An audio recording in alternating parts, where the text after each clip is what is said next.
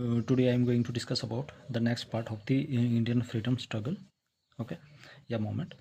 अब हम गांधी एरा की बात करते हैं। Born on October 2 1869 in Porbandar Gujarat. Okay, इनका जन्म कब हुआ था महात्मा गांधी जी का, याद रखना। Born on 2 October 1869 in Porbandar Gujarat. Father कौन थे इनके? फादर साहब थे इनके करमचंद गांधी जी, ओके। मदर पुतलीबाई जी और वाइफ कस्तूरबा, याद रखना, इंपॉर्टेंट है। Born on 2 October 1869 Porbandar in Gujarat. Father Karamchand Gandhi, mother Putlibai, wife Kasturba, और 4 बेटे थे। क्या नाम था? हरिलाल, मणिलाल, रामदास और देवदास। हरिलाल, मणिलाल, रामदास और देवदास, ये याद रखना। फॉर हैविंग 4 सन। अब हमारे पास स्टडीड लॉ इन इंग्लैंड। इन्होंने कहाँ पे पढ़ाई की थी? इंग्लैंड में, याद रखना। स्टडीड लॉ इन इंग्लैंड में पढ़ाई की थी, लॉ की। ही रिटर्न इन इंडिया 1891, याद रखना। Studied law in England, he return to India 1891 में। United Nation declared 2 October as a international non violence day, याद रखना। जो यूनाइटेड नेशन है उन्होंने 2 अक्टूबर को कौन सा दिन डिक्लेयर किया है as a non violence day? तो as international non violence day कौन सा है? 2 अक्टूबर, याद रखना। United Nation declare 2 October as a non violence day. 1893 he proceeded to Natal South Africa in relation with a case involving his client. अब क्या हुआ यहाँ पे? इम्पॉर्टेंट है। इंग्लैंड से कब आए थे वो वापस भारत? 1891 में, याद रखना, इंपॉर्टेंट है। When Gandhi ji return from England, कब आए थे? 1891। लेकिन साउथ अफ्रीका में कब गए थे? इन 1893 में। क्या हुआ? 1893 में क्या हुआ? He proceeded to Natal South Africa. वो कहाँ चले गए थे? 1893 में साउथ अफ्रीका में चले गए थे, in relation in A case involving his client, ठीक है। अब मतलब कि कोई केस था, ठीक है, उसको लेकर गए थे। कहाँ पे? साउथ अफ्रीका में। कौन सा था? कौन था क्लाइंट इनका? दादा अब्दुल्ला। ये भी पूछा जाता, वो क्या थे? एक मार्चेंट थे। उनका जो केस था उसको लेकर कहाँ गए थे? साउथ अफ्रीका में। दादा अब्दुल्ला जो एक क्या थे? मार्चेंट थे, याद रखना। 1893 में he proceeded to Natal South Africa in relation with a case involving his client Dada Abdulla, एक मार्चेंट थे। In South Africa he witness racial discrimination. जैसे ही वो साउथ अफ्रीका में गए तो वहाँ पे उन्होंने देखा कि उन बहुत ही डिस्क्रिमिनेशन हो रही है टू एशियन के साथ, ठीक है। 1906 में जो ट्रांसवर्स हुआ था, ठीक है। तो फिर उसके बाद जब ये साउथ अफ्रीका में गए तो वहाँ पे उन्होंने देखा कि खुद उन्होंने देखा अपनी आंखों से कि वहाँ पे बहुत सारे एशियन वालों के साथ जो है क्या हो रहा है? डिस्क्रिमिनेशन हो रहा है। उसके बाद वो रिटर्न आए इंडिया में, याद रखना। This that is very important. Return on 9 जनवरी 1915, 1915, 9 जनवरी 1915 को क्या हुआ? वो भारत से वापस आ गए। तो इंडिया में भारत कब वापस आए? 9 जनवरी 1915 को। अब ये जो वापस आए 9 जनवरी 1915 को वापस लौट आए इंडिया में। रिटर्न ऑन 9 जनवरी 1915, याद रखना। भारत में कब वापस आए? 9 जनवरी 1915 को, ओके। और उसी दिन कौन सा दिन मनाया जाता है? NRI डे मनाया जाता है, याद रखना। NRI डे या प्रवासी भारतीय दिवस, याद रखना। प्रवासी भारतीय दिवस कब मनाया जाता है? 9 जनवरी, याद रखना। गांधी जी कब वापस आए थे इंडिया में साउथ अफ्रीका से? 9 जनवरी 1915 में। और उसी दिन को क्या मनाया जाता है? 9 जनवरी को क्या 9 जनवरी को क्या मनाया जाता है? प्रवासी भारतीय दिवस या NRI डे। NRI डे या प्रवासी भारतीय दिवस कब मनाया जाता है? 9 जनवरी। क्यों मनाया जाता है? Mark the return of Mahatma Gandhi to India from South Africa. क्यों ये मतलब कि मार्क द रिटर्न, मतलब कि इस दिन को इसलिए मनाया जाता है कि जो गांधी जी थे, महात्मा गांधी जी, वो साउथ अफ्रीका से भारत लौटे थे 1915। किस इंसान के केस लड़ने के लिए गए थे? दादा अब्दुल्ला, ओके, एक मार्चेंट थे। 1893 में वो साउथ अफ्रीका गए थे। इंग्लैंड से कब आए थे? 1891 में, ओके। वहाँ पे क्यों गए थे? लॉ की पढ़ाई के लिए, okay. Now move to the next. अब कुछ हमारे पास गांधी जी के फेवरेट भजन है। वैष्णी जान को कही है, बाय नरसिंह मेहता ने लिखा है, याद रखना। इनके फेवरेट भजन क्या है? वैष्णी जान को कही है, ठीक है। वैष्णी जान को कही है, बाय नरसिंह मेहता ने ये लिखा है, ठीक है। ये महात्मा गांधी जी का भजन था।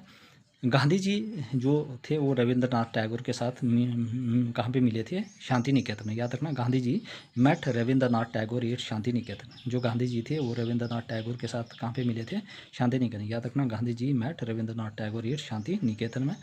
Gandhi ji got the title of, Gandhi ji को क्या टाइटल मिला था महात्मा, किसने दिया था, बाय रविंद्रनाथ टैगोर ने। याद रखना, जो महात्मा गांधी जी थे, इनको महात्मा का टाइटल किसने दिया था, नाम किसने रखा था, जो टाइटल था वो टैगोर ने दिया था।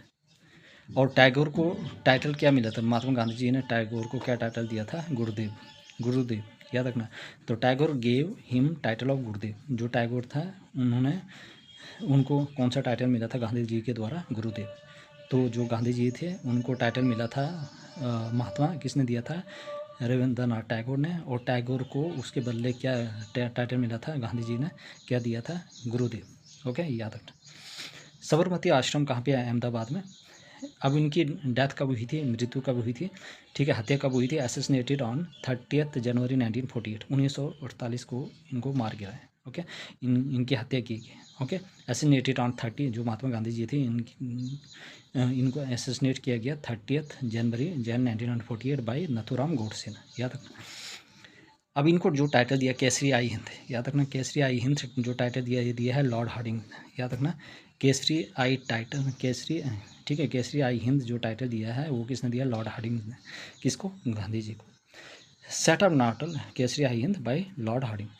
Set up Natal India Congress, मतलब कि उन्होंने नेटल इंडिया कांग्रेस को सेटअप किया था 1894 में। कहाँ पे, साउथ अफ्रीका में। याद रखना, साउथ अफ्रीका में क्या क्या चीज़ें की थी उन्होंने, वहाँ पे Natal Congress, setup Natal Indian Congress जो सेटअप की थी 1894 में साउथ अफ्रीका में, किसने, गांधी जी ने। उसके बाद सेकंड क्या किया था, उन्होंने एक पेपर वहाँ पे स्टार्टेड ए पेपर वीकली, ठीक है। अब उन्होंने एक वीकली पेपर लिखना शुरू किया था, इंडियन ओपिनियन, 1903 में। वेरी वेरी इंपॉर्टेंट, याद रखना, एग्जाम में पूछा जाता है कि गांधी जी ने साउथ अफ्रीका में जाके कौन सा न्यूज़पेपर, वीकली न्यूज़पेपर लिखा था, शुरू किया था। ओके, इंडियन ओपिनियन कब, 1903 में। एस्टैब्लिश फोनिक्स आश्रम, वेरी वेरी इंपॉर्टेंट है, याद रखना। फोनिक्स आश्रम किसने शुरू किया था साउथ अफ्रीका में जाके, महात्मा गांधी जी ने, कब, 1904 में। तो फोनिक्स आश्रम एस्टैब्लिश्ड, फोनिक्स आश्रम 1904 में किसने एस्टैब्लिश किया था, महात्मा गांधी जी ने। कहाँ पे, साउथ अफ्रीका में। सत्याग्रह अगेंस्ट रजिस्ट्रेशन सर्टिफिकेट, याद रखना, सत्याग्रह अगेंस्ट रजिस्ट्रेशन सर्टिफिकेट 1906 में किसने शुरू किया था, साउथ अफ्रीका में, गांधी जी ने। सेटिंग अप टोल्स्टॉय फॉर्म, याद रखना, सेटिंग अप टोल्स्टॉय फॉर्म 1910 में किसने शुरू किया था, गांधी जी ने, साउथ अफ्रीका में। सेटिंग अप टोल्स्टॉय फॉर्म, ये भी 1910 में गांधी जी ने शुरू किया था, इंपॉर्टेंट है।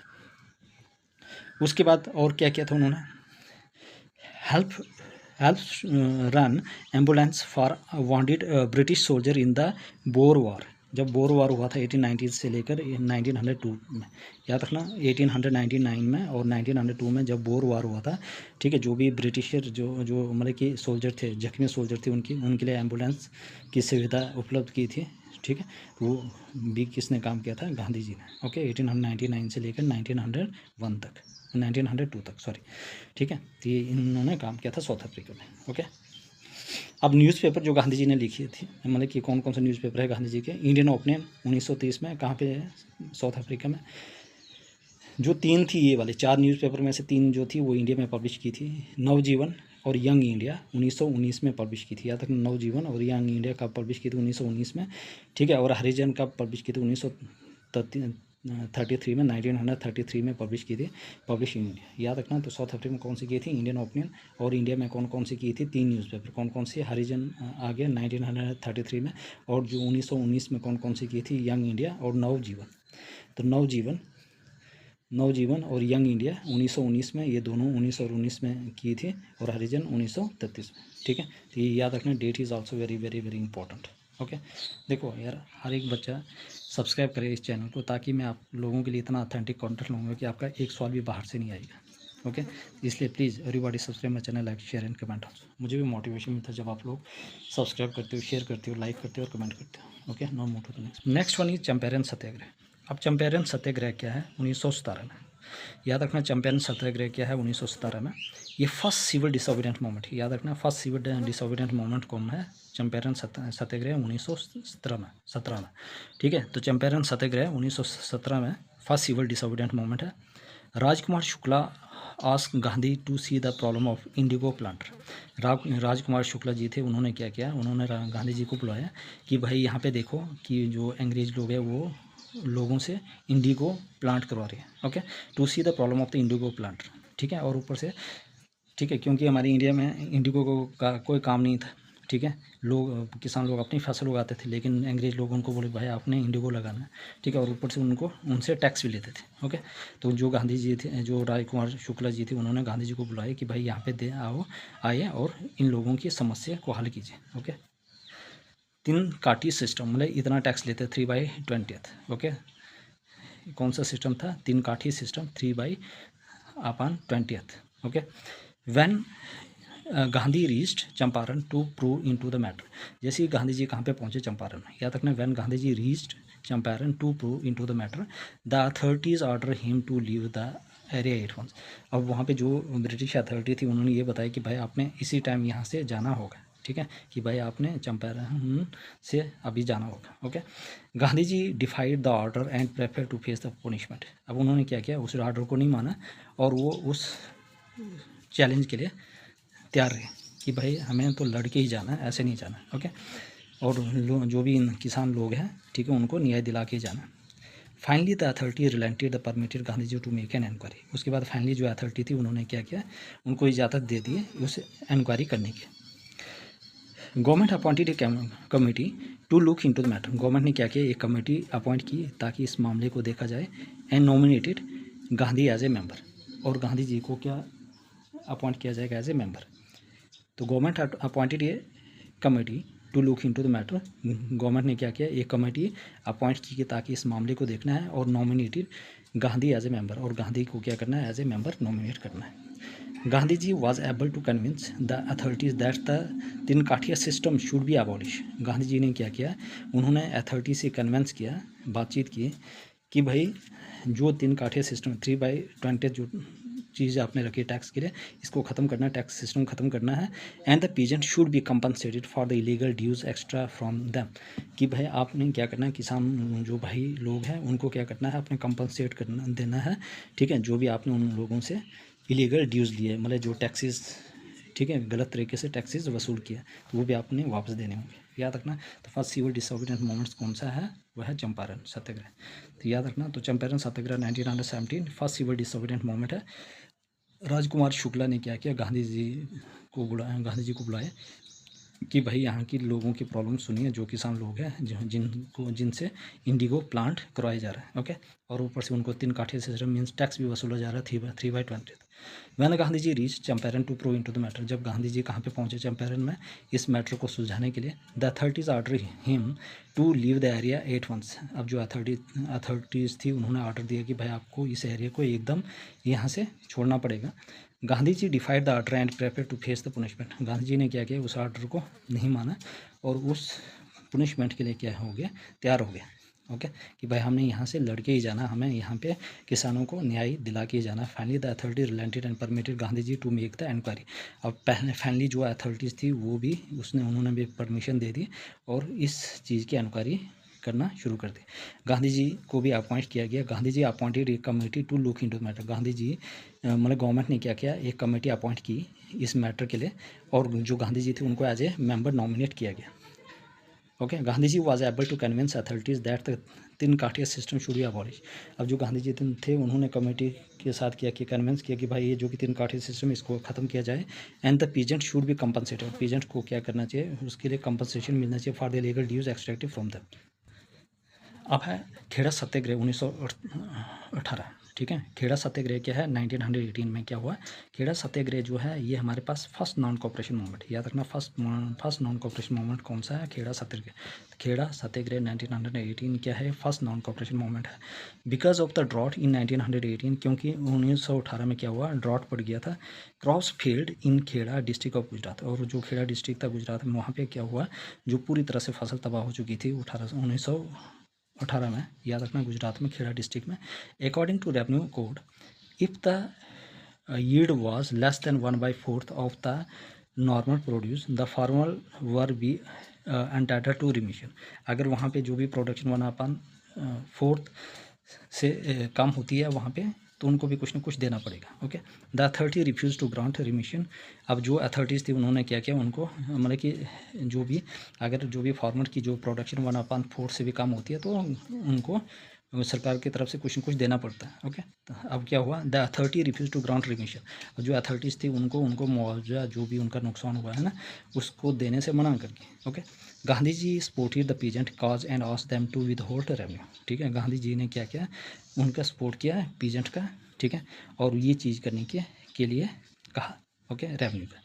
During the Kheda Satyagraha many young nationalist such as Sardar Patel, Vallabh bhai Patel, ठीक है, इंदू यज्ञनायक बिकेम गांधीज फ्लोर। और इसी खेड़ा सत्याग्रह में कुछ यंग नेशनलिस्ट थे जैसे सरदार वल्लभ भाई पटेल जी और इंदू यज्ञनायक, वो गांधी जी के क्या बन गए, बहुत ही फॉलोअर्स बन गए। ठीक है, तो क्या था Kheda Satyagraha, first non cooperation movement है। क्यों शुरू हुआ, because of the drought in 1918 crops failed in Kheda district of Gujarat में पूरी तरह से तहस नहस हो गया था। According to revenue code, if the yield was less than 1/4 of the normal produce the farmer were entitled to remission. मतलब कि अगर वहाँ पे प्रोडक्शन 1/4 हिस्से से कम हो जाती है तो गवर्नमेंट उनको कुछ ना कुछ कंपनसेशन देती। ओके, लेकिन जो अथॉरिटी थी उन्होंने रिफ्यूज़ कर दिया वो देने से। गांधी जी ने सपोर्ट किया कि भाई and ask them to withhold revenue. Okay, during the Kheda Satyagraha many young nationalist, Kheda Satyagraha में क्या हुआ, बहुत सारे जो यंग लीडर थे उन्होंने क्या किया, वो गांधी जी से बहुत ही उनको इंस्पायर हो गया और वो उसके फॉलोअर बन गए, जैसे सरदार वल्लभ भाई पटेल जी और इंदू यज्ञनायक। अहमदाबाद मिल स्ट्राइक 1918 में ये भी हुई। ये फर्स्ट हंगर स्ट्राइक है गांधी जी की, याद रखना। फर्स्ट हंगर स्ट्राइक क्या है गांधी जी की, वो है अहमदाबाद मिल स्ट्राइक। ठीक है, फर्स्ट नॉन वो क्या बोलते हैं, सिविल डिसोबीडिएंट मूवमेंट, वो आपके पास चंपारण सत्याग्रह। ठीक है, फर्स्ट नॉन कॉपरेशन मूवमेंट वो है खेड़ा सत्याग्रह, और फर्स्ट हंगर स्ट्राइक जो है वो अहमदाबाद मिल है स्ट्राइक। ये dispute between mill owner of Ahmedabad, एक डिस्प्यूट झगड़ा हुआ किसके बीच में, mill owner of Ahmedabad and the worker were the issue of discontinuation of the black bonus. ठीक है, एक डिस्प्यूट किसके बीच में हुआ, जो मिल ऑनर थे ऑफ अहमदाबाद और जो वर्कर थे, किसके बीच में डिस्प्यूट चला है, मिल ऑनर्स ऑफ अहमदाबाद और worker were the issues of discontinuation of the black bonus, कि भाई जो भी उनको पहले ब्लैक का जो बोनस मिलता था, ठीक है, वो नहीं मिल रहा है। ठीक है, उसका इशू चल रहा था वहाँ पे, याद रखना, the issues of the discontinuation of the black bonus. अब वो पहले उनको ब्लैक बोनस मिलता था, अब उसके बाद उन्होंने डिसकंटिन्यू, मतलब कि कंपनी अब उनको जो मिल ऑनर थी वो देने से मना करने लगे। Okay, Gandhi ji asked the worker to go on strike. Gandhi ji ने क्या कि वर्कर को बोला आप स्ट्राइक में चले जाओ and demand 35% increase in wage. ठीक है, Gandhi ji asked the worker to go on strike and demand 35% increase wage. अब ये डिमांड कीजिए कि आपको कितने परसेंट वेजेज इंक्रीज चाहिए, 35%।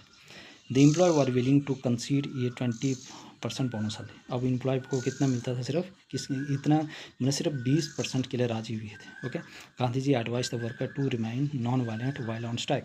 गांधी जी ने ये भी एडवाइस दी है जो वर्कर थे कि भाई आपने लड़ाई झगड़ा नहीं करना, अपना नॉन वायलेंट तरीके शांति और अमल से क्या करना, स्ट्राइक पे बैठना। तो अहमदाबाद मिल स्ट्राइक 1918 को फर्स्ट हंगर स्ट्राइक थी। किसके बीच में डिस्प्यूट चल रहा था, मिल ऑनर्स और वर्कर्स के बीच में चल रहा था कि भाई जो भी ब्लैक है बोनस है वो डिसकंटिन्यू, उनको उनका बोनस नहीं मिल रहा था। Okay, discontinuation of the black bonus. Gandhi ji asked the worker कि भाई आपने स्ट्राइक में जाए और 35% इंक्रीज वेजेस की बात कीजिए, और वर्कर को सिर्फ कितना मिलता था, 20% ओनली, उसके लिए सिर्फ 20% के लिए राजी हुई है। Gandhi ji the employ were willing to concede ये 20% bonus only. Gandhi ji advise the worker to remain non violent while on strike, no move to the he undertook a fast on to death to strength the worker resolve.